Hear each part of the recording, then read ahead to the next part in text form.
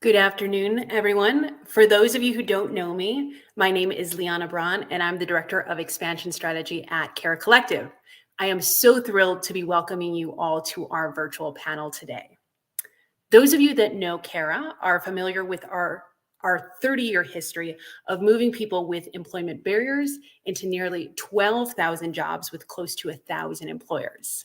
But something you might be less familiar with is Cara Plus, our expansion arm that works with employers and organizations across the nation to build a more inclusive economy. So as part of that work, we're looking at the larger practice changes that companies can make that can open up even more opportunities to untapped talent pools. We're also really excited to partner with World Business Chicago on this event today. And World Business Chicago is the City of Chicago's public-private economic development agency and works to drive inclusive economic growth. They partner with the business community and neighborhood employment programs to support dedicated workforce initiatives that foster the adoption of inclusive employment best practices and enhance the recruitment, retention, and advancement of a diverse, skilled workforce. So between our two organizations, we are so privileged to get to work with many companies that have already made great progress when it comes to becoming a more inclusive employer. But I think we can all safely say that that doesn't mean the work is easy.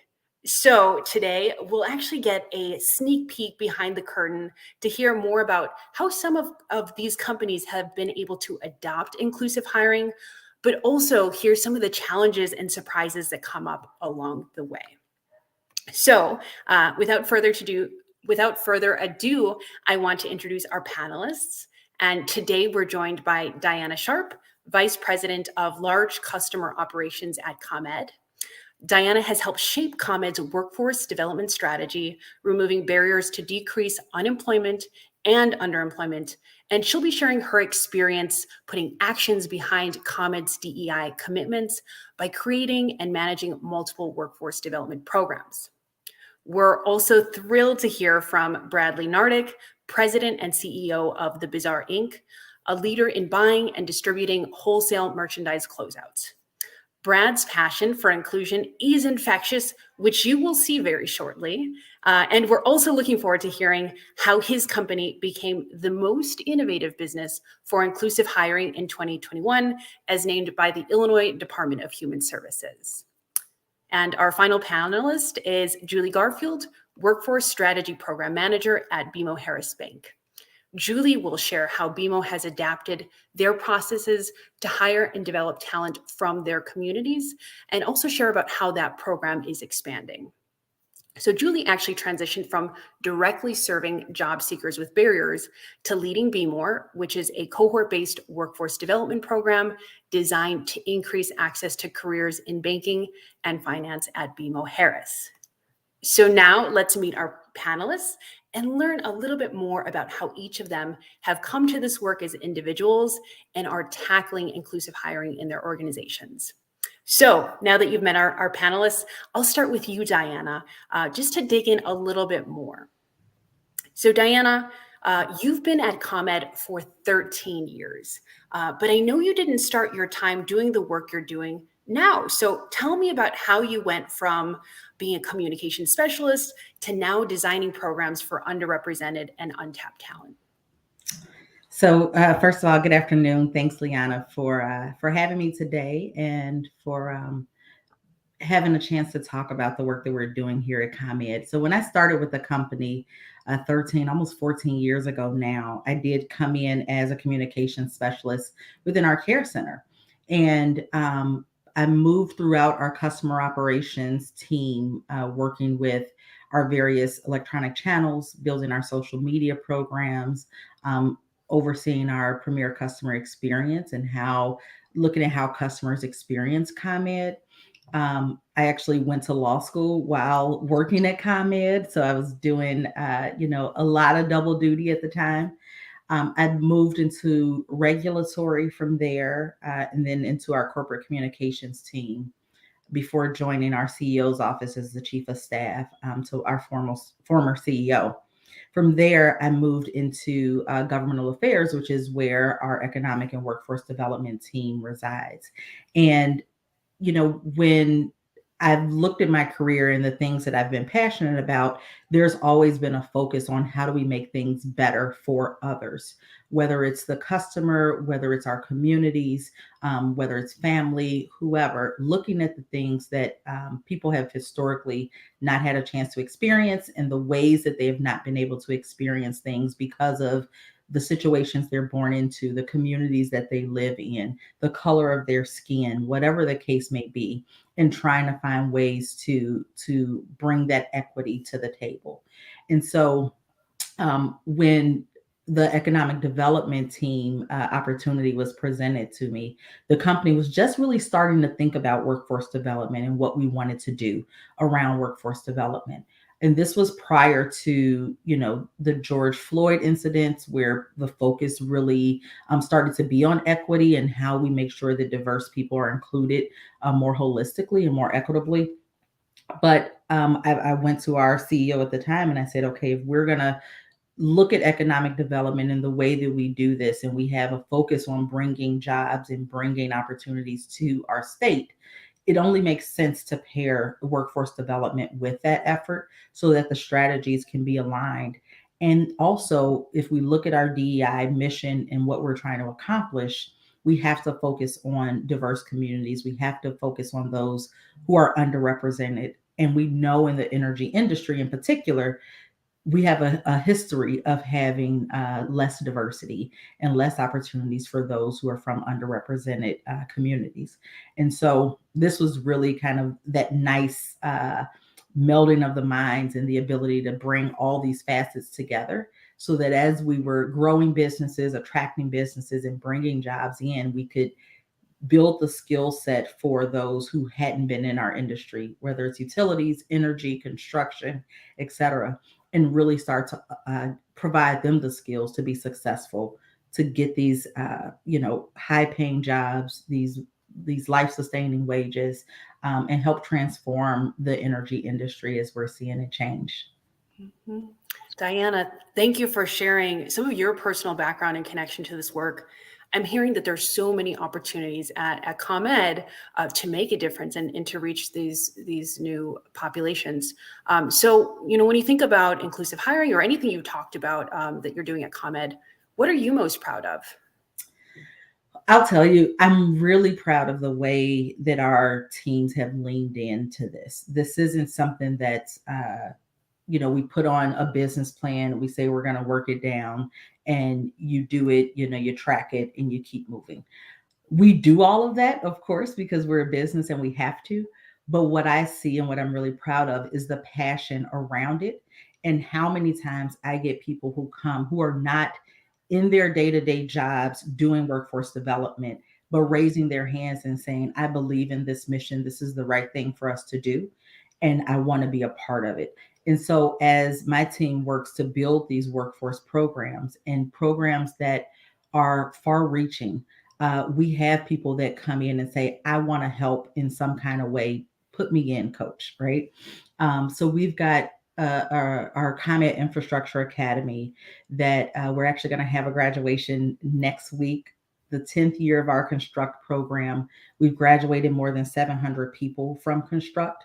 And this program really brings together community agencies, so 10 community training partners, over 40 corporate partners that all lean in to make sure that those from the community who are participating are getting the training they need. We've included stipends in the program, so we are helping to, break down some of the barriers to entry that we see for people just to even get training, let alone get a job. And then we're giving them training, or they're earning it. We're not giving it to them; they are truly earning it. Certifications. They are getting hands-on training. They're able to do job shadowing. They're getting experience with job fairs and interviewing and all of these things that they need to do to be able to land that career. And at the end of the day, those corporate partners that we're working with, who are pouring both financially into the program as well as with their time, they are hiring directly from the program. And so we focus not just on the training, but on the placement and making sure that we're seeing placement afterwards. And so we see, upwards of 70% of the participants being placed post graduation, which is really great. We also have continued to expand on the programs. So in October, we launched a business operations academy so that people who didn't necessarily want to be on the craft side or on the field side, they wanted to learn project management skills and those sorts of things. They are getting training in that. We're looking at physical training. We're looking at more technical training for those who might be interested in engineering pathways, which we also know is not highly diverse as well. So really exciting, lots of great things for us to be proud of. So yeah, we're doing some great things. I can tell, Diana, and something I'm so glad you also mentioned, in addition to the ways you're connecting training and placement so thoughtfully, but I also heard you say that there's a lot of different ways for your colleagues at ComEd to get involved in the process. It's not like this is Diana's and she's going to do everything, because we know that's not possible. Not one person in an organization can move all of these things. So I'm so excited to dig into that with you more in a little bit. But for now, thank you for sharing a little bit more about you and about the work you're doing at ComEd. And we'll go over to our next speaker. So thank you, Diana. Thank you.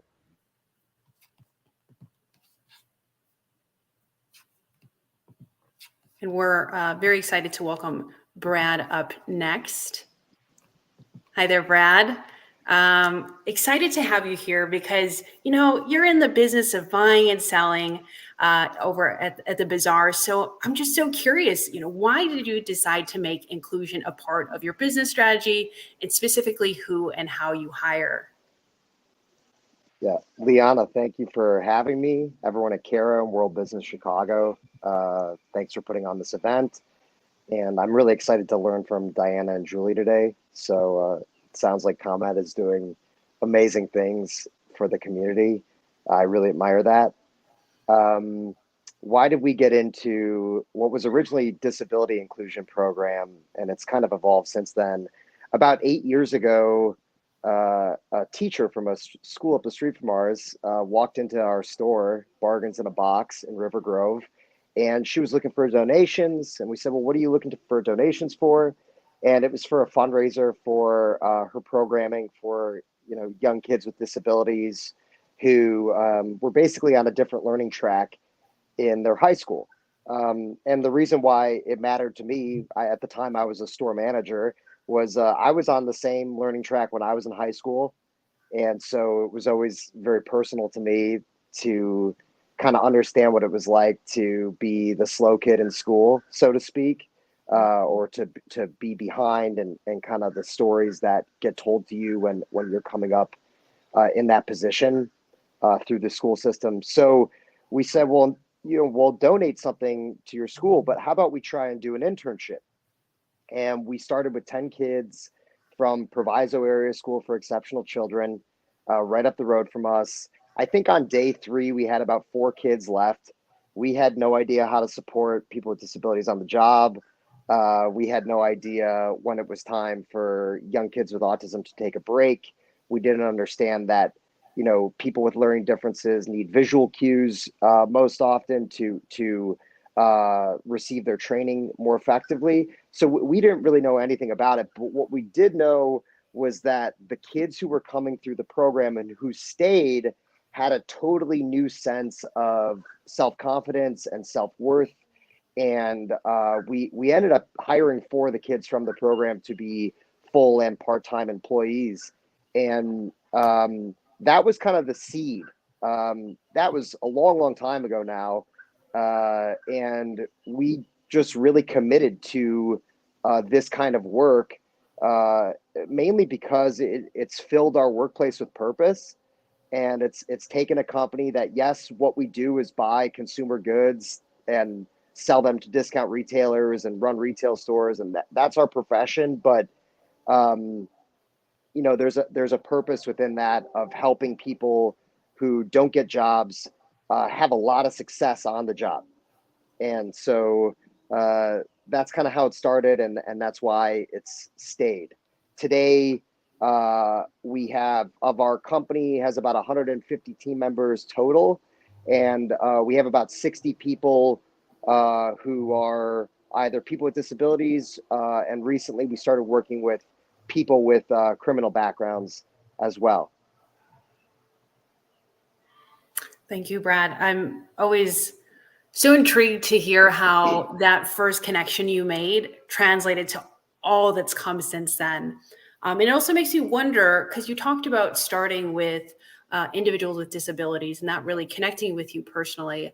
But when you think about inclusive hiring, this big word that we use, like what does that mean to you, especially you've since expanded what that means? Yeah, I think what it means is,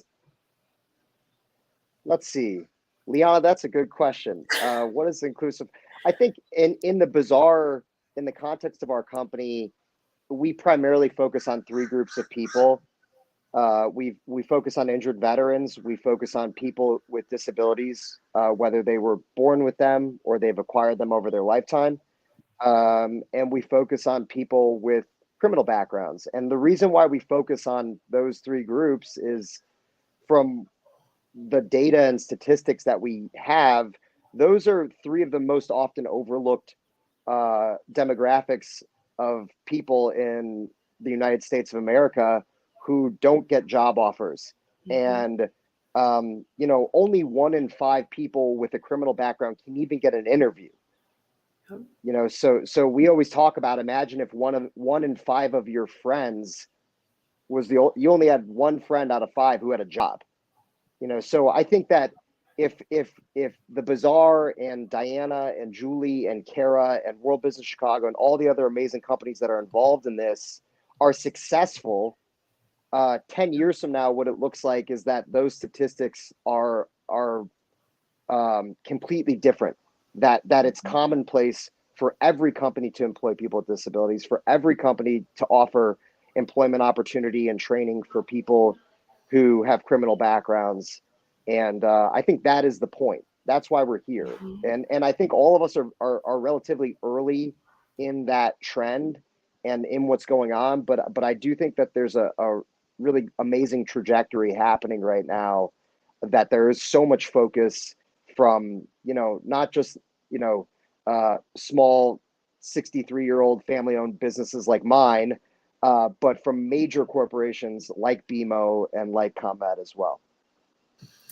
Yeah, Brad, I love that invitation you make, that this is possible. But I also really, I heard what you said in the beginning, that sometimes we lead with, well, these are all the successes. Look at where you are right now in terms of the composition of your workforce.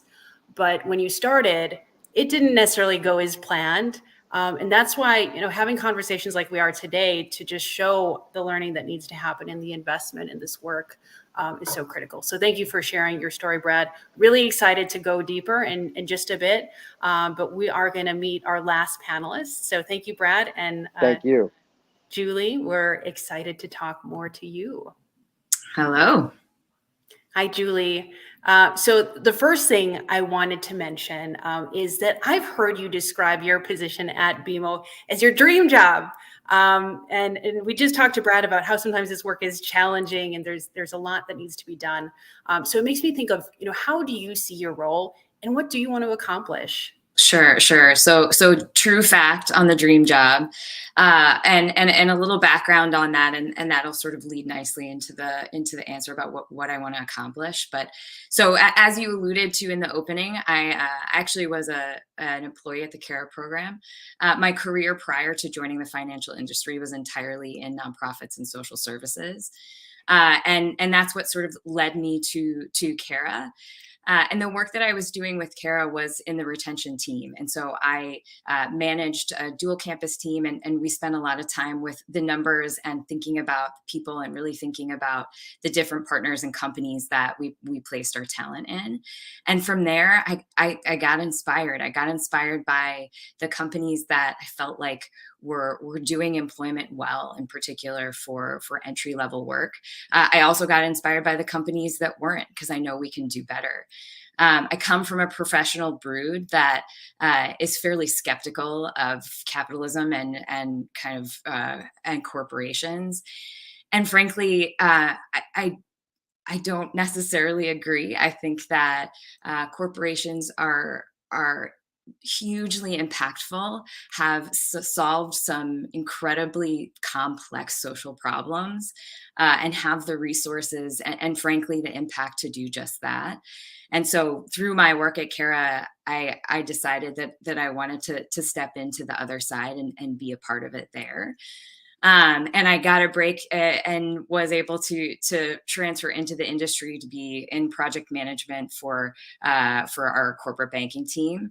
And then from there, this really special role opened up as workforce strategy program manager with U.S. personal and business banking.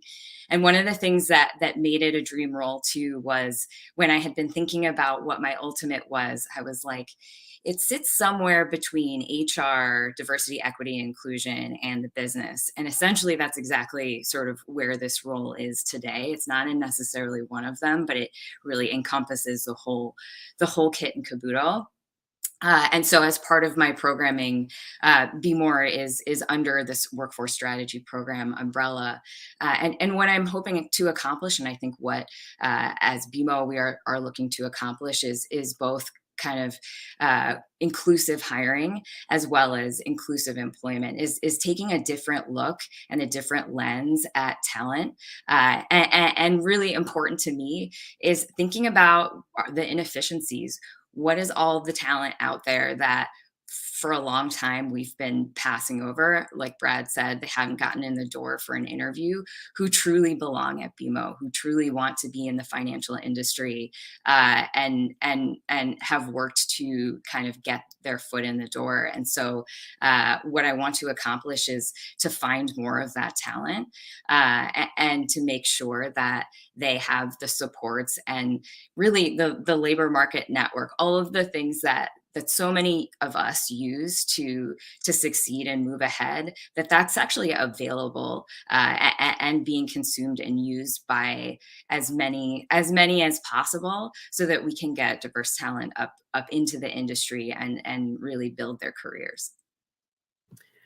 Thank you, Julie. And I do want to acknowledge in the chat too, somebody added another overlooked talent pool, which is often individuals that aren't originally from the United States and have a full professional life and skills and education and experience, but they don't have that work history in the United States. So, there's so many different talent pools that do go untapped.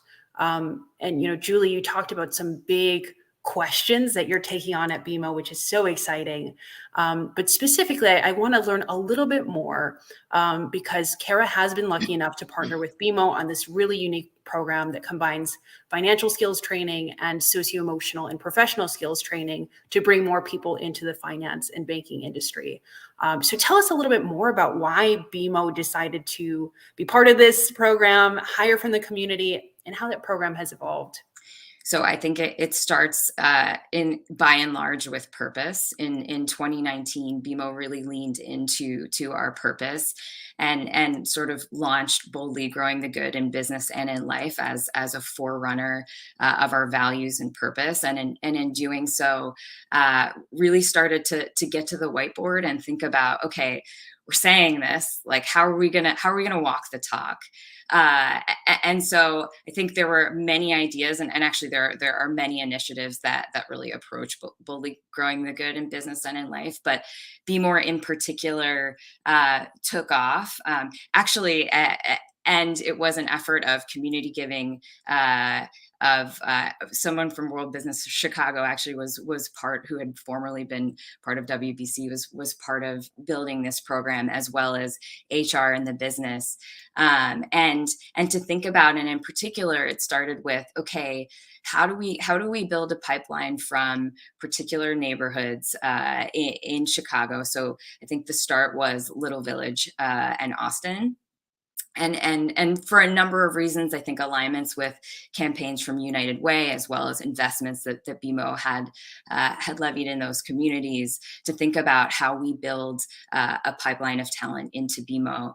And so BMO was born, the seed, the idea, and I know shopped around for a long time for a partner, understanding that there is a tremendous utility to community partnerships that really have built trust and roots in these communities, so that talent kind of has a warm handshake to thinking about that next step. And in particular, when you think about an industry like the financial industry, where and I can tell you from the Be More talent we have today, a lot of them, you hear them say, I never thought I'd work for a bank.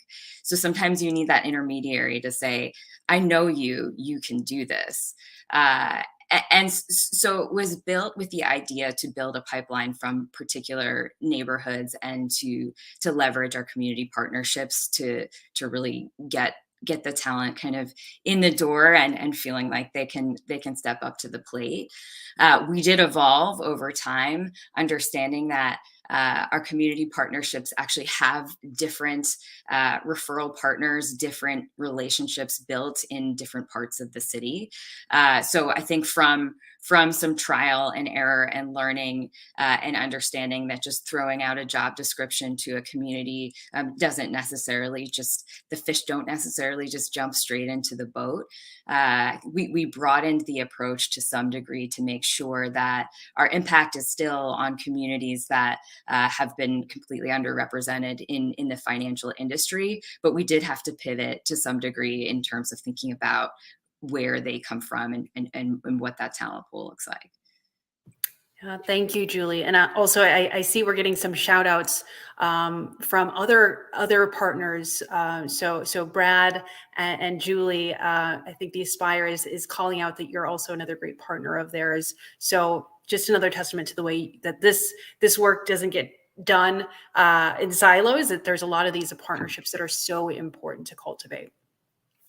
So thank you, Julie, for sharing a little bit more about what you're doing at BMO. Now let's bring back the whole group to hear what we've kind of more collectively learned about what it takes to turn these ideas and commitments around diversity and inclusion into real outcomes. And especially hearing how each of you have had your own experiences with this. I think there's so much value into learning about this work from one another. So Diana, my first question is for you. Something that we hear a lot from companies is, how do you get started in making some of these changes? Certainly for all organizations, but especially for those larger companies that are going to require more buy-in and more effort from so many more people. So, as we know, ComEd is a part of Exelon, a Fortune 100 company.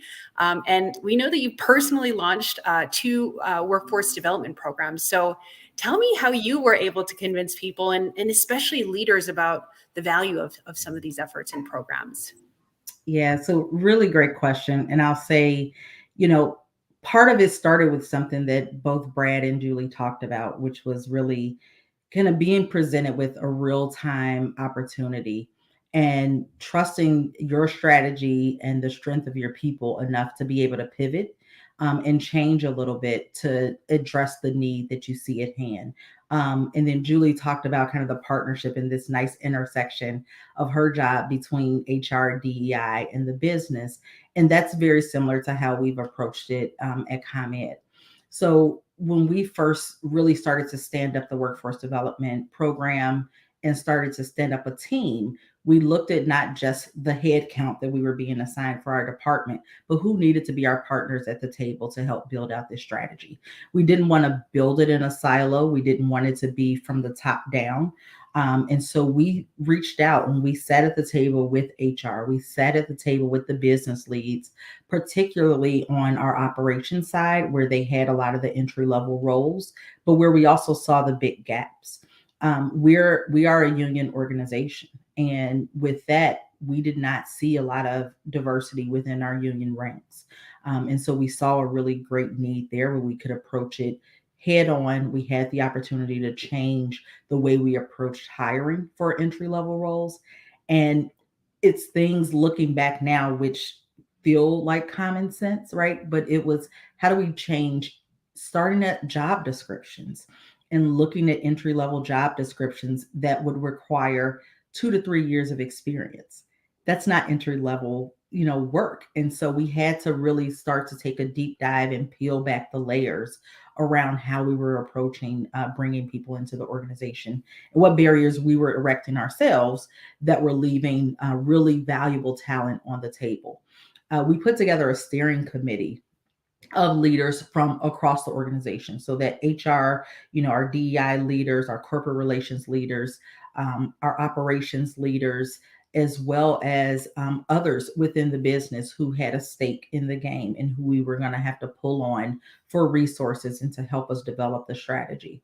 We looked at what do we want to focus on and kind of narrowing down, looking at the partnerships that we had both internally and externally, because although we're doing a lot, we've got really great partners in the community that we want to work with. We want to be a thought leader here. But we also recognize ComEd can't hire everybody and Exelon can't hire everybody, right? And so if we could help develop the thought process around this and spread it to other companies, then they would also kind of take similar approaches. And that just opens the door for more people to come in. And it's this constant drumbeat, right? You can't just kind of build the program, launch the program, and then take a step back and say, okay, we did it. Now we'll measure it and we'll keep some grease on the wheel so it keeps moving. But it's this constant improvement, constant evaluation, constant challenging of ourselves and asking some really hard questions around, are we doing all that we can? We had to bring legal in, right? You got to have them at the table because one, they're going to keep you in safe space from employment practices and that sort of thing. But we've been really fortunate to have some amazing partners with our legal team who understand the vision, understand what we're accomplishing, and they're not saying no to us. They're saying, here's how you make it work and make sure that you're protecting yourselves, the company, and the participants that are coming in, because that was a big part of this as well. So bringing folks to the table, having those open conversations, that's really how you get it going. Thanks, Diana. And what you say resonates so much, and certainly for, again, large companies that have even more layers and more people involved, but certainly for smaller companies too. So Brad, I want to go to you next. We heard that during your leadership, the composition of the Bazaar's workforce has changed dramatically. So how have you been able to break down stigma, within the Bazaar around some of the new groups that you're hiring, and in particular with managers that, maybe not used to doing things in this way? There were a few key tactics that we used very early on in getting adoption, kind of more cultural adoption, versus just like, hey, this is what we're doing, and everybody just kind of smile and nod because you have to. I mean, our company is obviously structured in a very different way, where there's not even really a legal team or an HR team. It's just we're a flatter organization, I suppose you would say. So early on, in about 2018, we partnered with a group called understood.org, which is a really amazing nonprofit group out of New York, who placed 2 to 3 full-time behavioral consultants, people who had built disability inclusion initiatives back at Walgreens. Walgreens was one of the first major companies in the country to ever really do this work. So we were able to have some of their experienced talent in our building for 2 years. And one practice that we instituted immediately was we had identified the key departments that we're going to start hiring people with disabilities into. And we had a roundtable, really like a lunch, once a week with the key managers in those departments. It was several store managers. It was we have a reverse logistics division where we process e-commerce and retail shelf pulls. We included that group, and we included our warehouse management group as well. And I was there, and we really, there was parts of it that were structured around, let's talk about what the common stigmas are, such as people with disabilities learn slower, or people with disabilities can't work as quickly. And we really tried to unravel some of those, myths about what people are capable of. I think that was very important, and it wasn't all structured either. We made it a really safe place for people to, voice their concerns, and it was highly collaborative. And we take that same approach when we hire people with disabilities as well, or when we hire people who, we have a guy who's actually leading our inventory count efforts now, who had just spent 6 years in prison. And early on, we were just asking him, what do we have to do to make sure that this job is going to work for you? And there was simple things at first, like having the right kind of equipment when he gets to work and things like that. And then some things were related to traveling to work, which is actually a key barrier to entry, is oftentimes transportation can be a really difficult challenge. Thank God we have so many good community partners in Chicago who help us figure that stuff out. So the roundtable discussions were really valuable. And then I think Diana had spoke to this as well, which is just how we were presenting job descriptions. And we started to, what we learned when we had the behavioral therapists in our building is that job descriptions are usually best suited when they're actually about behaviors versus sort of a high level description of what the job is. So we changed a lot of our job descriptions from saying, being part of our reverse logistics division, you will, process to, you will scan a UPC on a assembly line format. You will pack 12 items into a box, 60 times an hour or whatever it is. We really tried to break it down to what the actions were. And I think what that helped do was it gave the partners who we were hiring from a lot more clarity about what the job actually was. The last thing I would say with like adoption across the organization is we were really, we were almost desperate actually about inviting community partners into our business. I think I called Jim Kales from Aspire, every month, just saying, hey, please come visit us, come see what we're trying to do. And we did that with a lot of different groups. And I think we got a lot of feedback when they would come through. And that was important too, was that,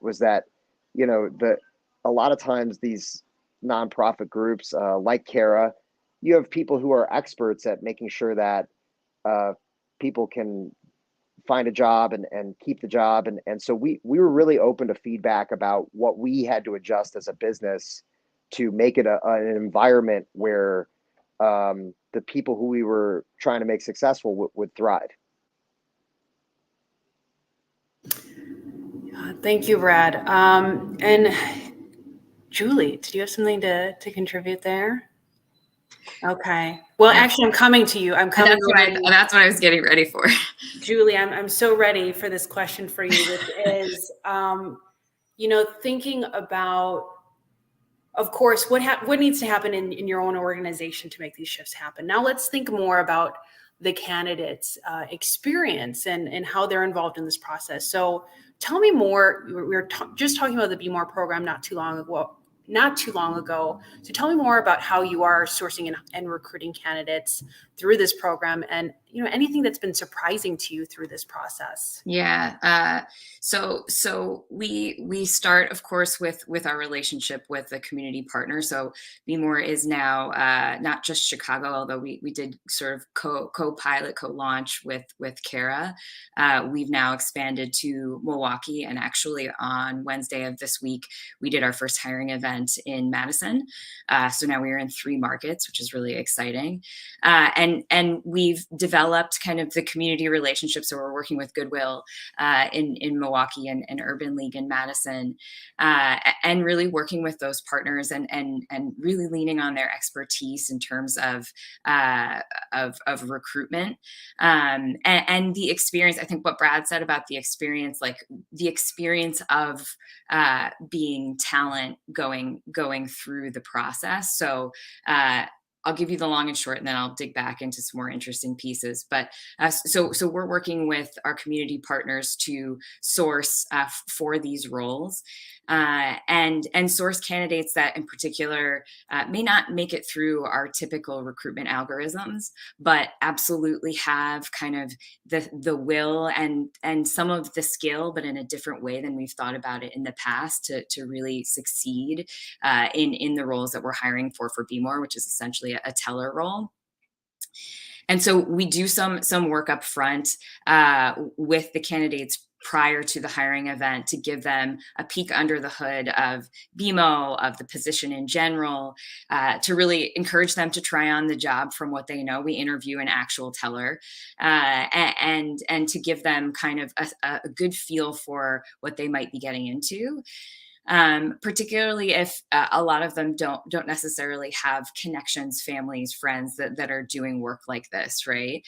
So to give them that idea, and then we host hiring events in which it's not just the bank managers who typically, recruiters and bank managers, do the interviews, but we actually tap our market presidents to do the interviews as well, which is twofold. I think one is to really get the leadership buy-in and engagement on this talent.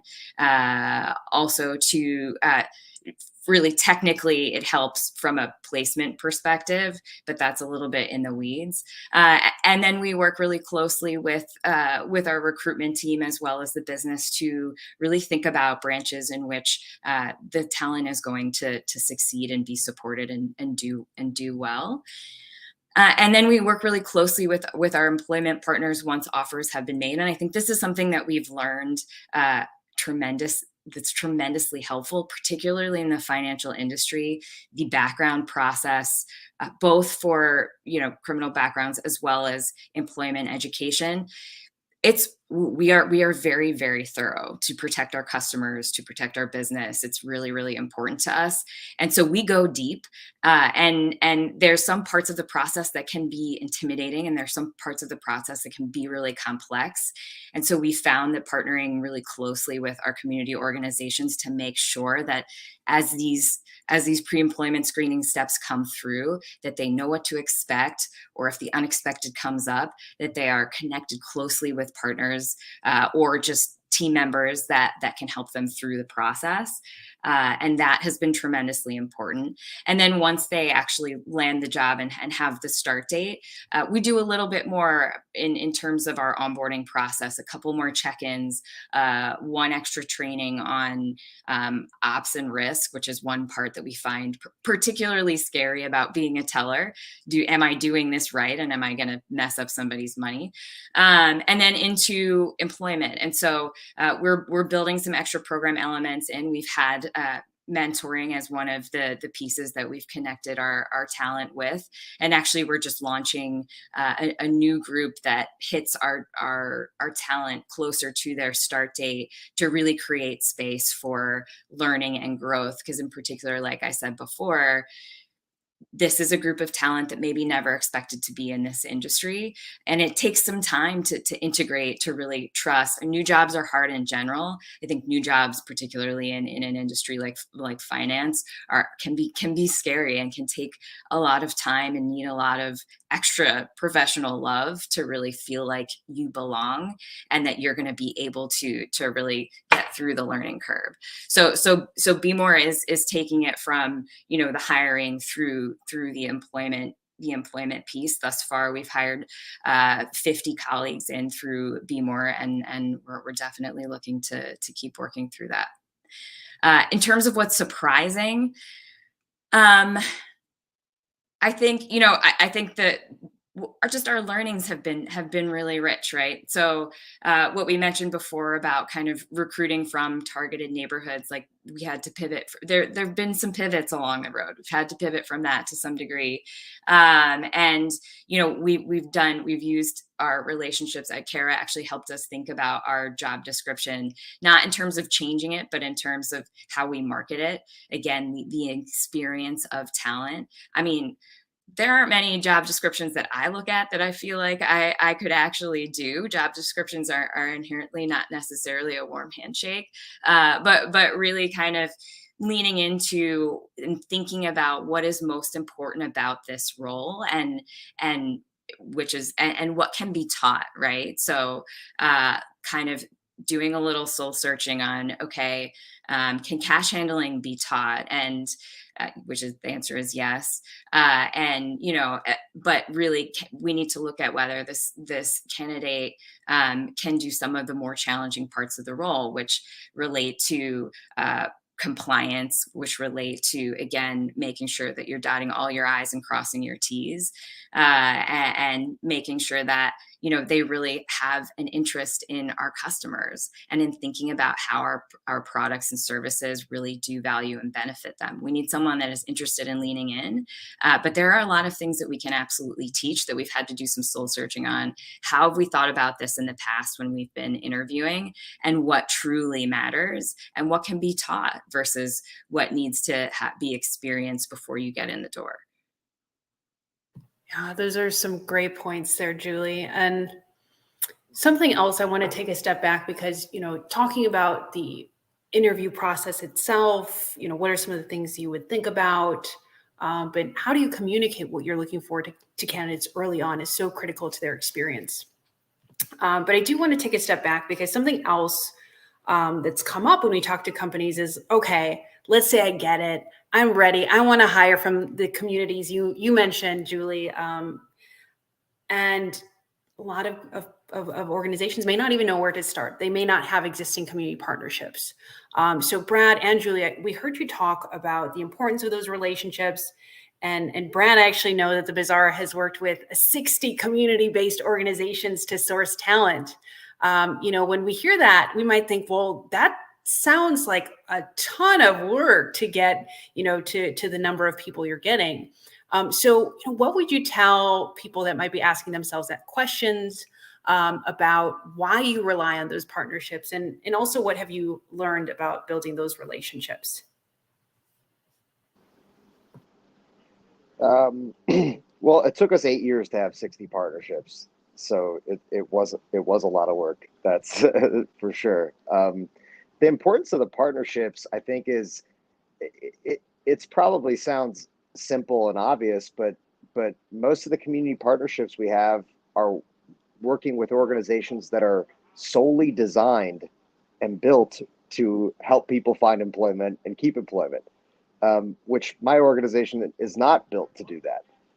Mine is to buy and sell stuff. So I think we just view it as we're a part of a community. I feel very grateful to be in Chicago, where there is such a huge amount of social mission embedded into the nonprofit community, and learning more about what ComEd and BMO are doing from a training point of view. I think that is like the holy grail, having multiple layers of support and pre-training. And that's like, if the Bazaar went from here to here, that would be exactly what we'd be doing for different types of jobs as well. So I think that's unbelievable. But presently, we don't have huge training departments or HR teams, and so we try and really open our doors to any community partner that's willing to work with us. And we both have vested interests because we want to see their clients succeed.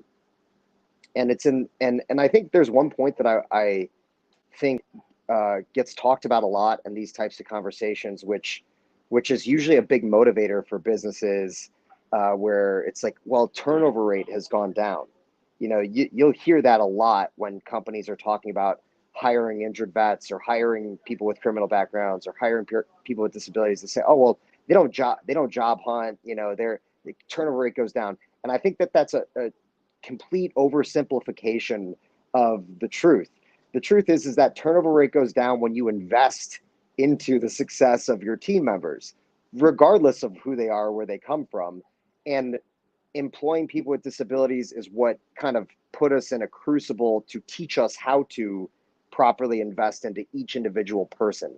So in my experience, these programs and these systems are relatively hard to scale because they require a lot of time and attention, follow-up and persistence, and everybody inherently needs a different thing.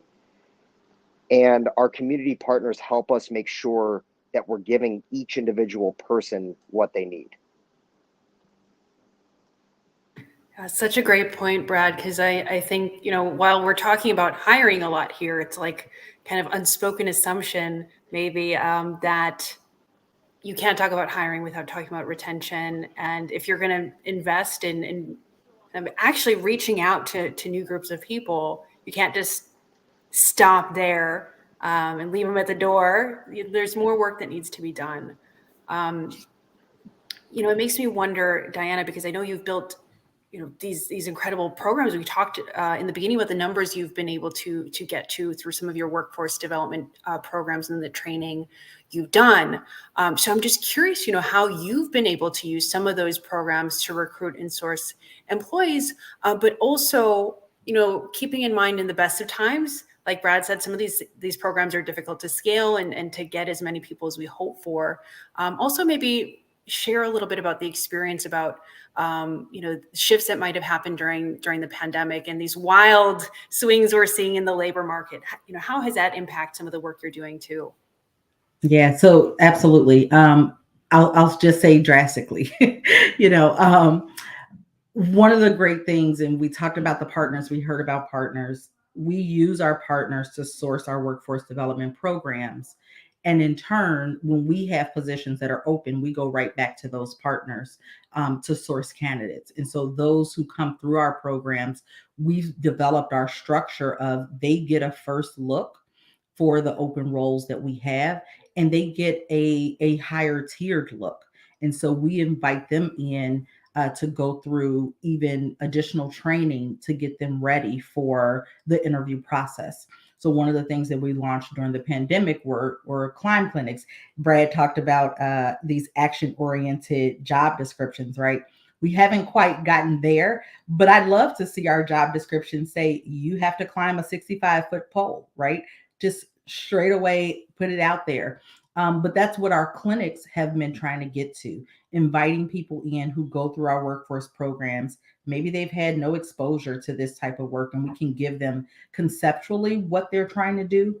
But then we open our training center on Saturday and say, okay, we're going to put you with our demonstrators and with our trainers and help you understand what it actually means to be able to climb a pole, to actually be able to do it carrying 35 or 40 pounds of tools around your waist as you're doing it. Because we don't want you to show up at the interview for a physical assessment and you're like, I'm scared of heights. I can't do this, right? So we want to help them see it real life. The other piece, and where we see a lot of drop off as people are going through the interview process, is around the testing piece. We do have a entry exam that's used across the energy industry. Is very heavy on math. And so if you get people who are coming right out of high school, for instance, or maybe they went to college and decided they wanted to go into the trades, they may be more fluent in their math skills. They've been doing them for a while. But if you get folks who are later in their career, they're doing career shifts, there are folks like me who can't even help my kids with their math homework, you may not be able to pass that math skills test. And so we do clinics around that to help people get acclimated to what's on the test and how to approach it. And these are, your fractions and how to read a ruler or tape measure, those sorts of things that they've got to know how to do. So we wanted to introduce those things. During the pandemic, what we saw, which everybody saw, and we see the example of it right now, right? Everybody had to go to virtual. There was no more in-class learning. You weren't getting together with people to really be able to help them through the process. So we really had to adapt and in a lot of cases provide tools for people that may not have had a computer and may not have had internet access, and they were using their local community organization in order to do that. Now they couldn't do that stuff in person. And so we had to really provide some flexibility there and do a lot of hand holding. It's not that mass build one thing, one size fits all. You almost have to go person by person and understand the need and figure out how to fit that need. So it takes a lot more time. It decreases the reach that you can actually have. But if you're invested in it and you've got enough people where you can bring them to the table, then you can really start to make some of those changes and some of those additions. Diana, I'm so glad you made that last point about kind of the access to a shifting environment. I think a lot of us are getting really comfortable to, operating in this virtual world and accelerating our use of digital tools. But that's something we see a lot at Cara, is, always at the end of the day, what is the experience of that candidate and the employee, and how is that going to impact their ability to be successful through your hiring process or once they're on the job. So incredible point there. Something that, I heard from all of you is this work is, again, not easy. It takes time. It requires an investment, but I think it also represents a huge opportunity to bring in talent into your teams. So as we think about closing this panel, I just want to ask each of you to share kind of one thing that is maybe keeping you motivated in this work, or something you're excited and hopeful for as you continue on your own journeys in inclusive hiring. And I'll start with Julie, if you wouldn't mind. Sure. I think when I think about this, self-awareness comes to mind, but like organizational self-awareness. This is not just about, the 50 people we've hired from BMO. This is doing some soul searching to think about some of the fundamental systems and supports that we have or have not set up that are important, not just to the people we're bringing on through BMO, but to our colleagues in general. And that's what makes me really hopeful and excited about this work is the impact and the self-awareness that we're getting along the way. I love that. Thank you, Julie. And it's like what gets you excited is yet another challenge, this very difficult journey of self-awareness, which is what I love about you, Julie. So thank you. Brad, let's go to you next. I think Julie hit it on the head.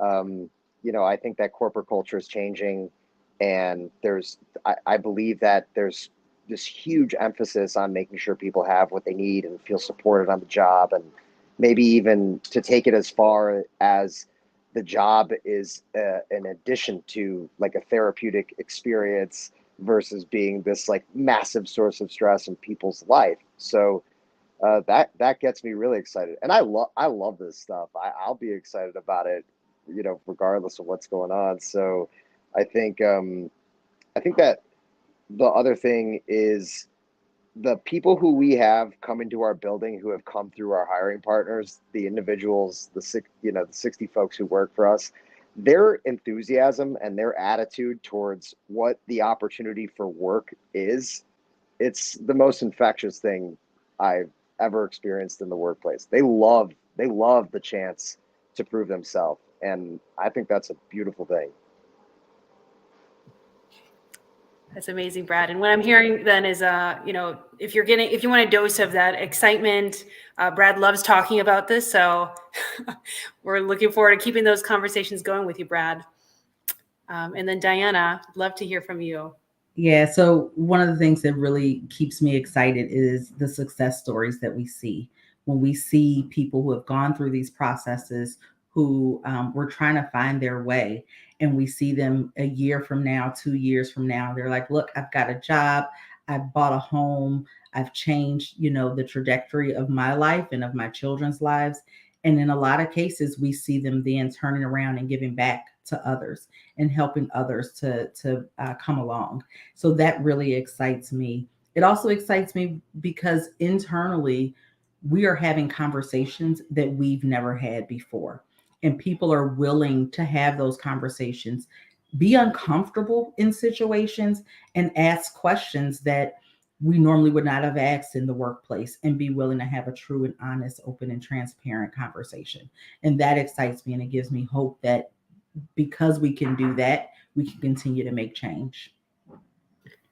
I so appreciate that, Diana. And I think, I'm just so grateful to all of you for having these kinds of conversations to celebrate successes, certainly all the great stories, things you've seen in your own organizations, but also to share the surprises, the challenges along the way. So again, want to thank all of our panelists for the great work you're doing, but also for taking time to share that with us. I want to thank our partner, World Business Chicago, and of course, all of you that are watching this, taking the time to be part of this conversation.